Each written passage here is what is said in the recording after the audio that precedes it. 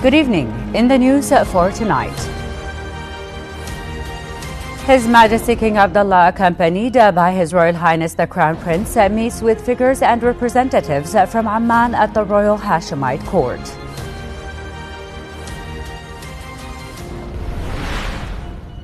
His Majesty the King stresses Jordan's support for a peaceful political transition in Syria with the Cypriot president. And Prime Minister Jafar Hassan discusses with the Iraqi Parliament Speaker ways to advance economic cooperation.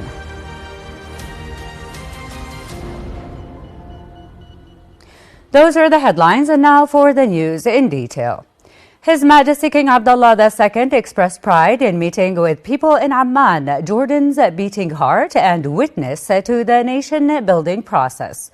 During a meeting attended by His Royal Highness Crown Prince Al Hussein with a number of local community leaders and figures from Amman at the Royal Hashemite Court, His Majesty expressed pride to be among people in Amman after his visits to all governorates on the occasion of the Silver Jubilee, adding that the love of Jordan will always unite Jordanians. The King also expressed appreciation for Jordanians in all governorates, adding that for 25 years, developing Jordan, building on achievements, and serving the Jordanian people have been his priorities.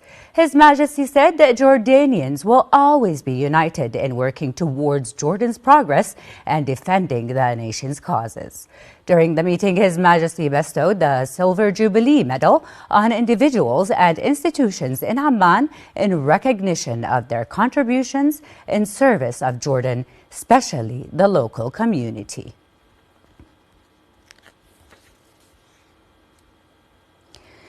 His Majesty the King, in a phone call with Cypriot President Nikos Christodoulides, discussed regional developments. During the call, His Majesty stressed Jordan's support for a peaceful political transition in Syria, safeguarding Syria's unity and stability while protecting its citizens and national institutions. The King reaffirmed the need to put an end to the Israeli war on Gaza, increase humanitarian aid to the Strip, and ensure the success of the ceasefire in Lebanon. Discussions also addressed ways to enhance bilateral ties in various sectors.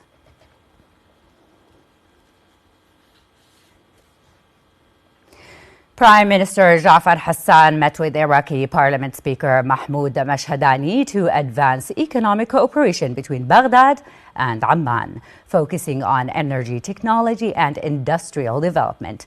During the meeting at the Prime Ministry, Hassan emphasized the strategic importance of parliamentary-level engagement in strengthening bilateral ties. He highlighted specific sectors where both countries hold competitive advantages, including energy resources, mining, and trade, calling for deeper private sector involvement to implement existing agreements.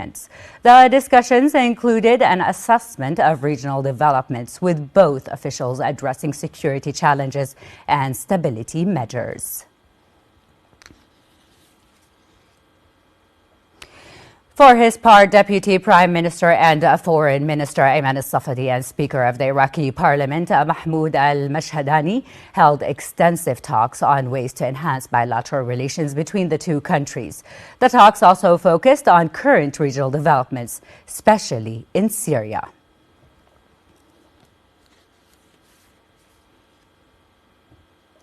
Earlier, Foreign Minister Ayman al-Safadi discussed with his Russian counterpart Sergei Lavrov recent developments in Syria, efforts to end the Israeli aggression on Gaza, and ways to enhance bilateral relations.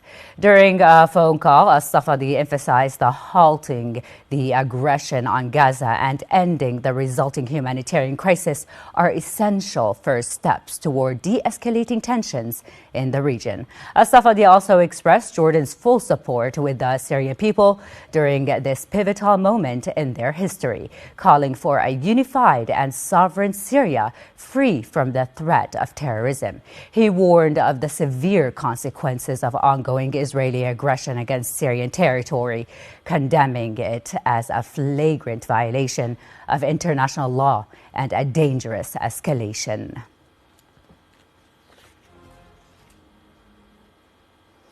In the Gaza Strip, Israeli occupation forces continue its onslaught on the enclave as the health ministry reported that at least 38 Palestinians have been killed and 203 others wounded in the last 24 hours. The ministry also said at least 45,097 Palestinians were killed and more than 107,240 wounded in Israeli attacks on Gaza since October of last year.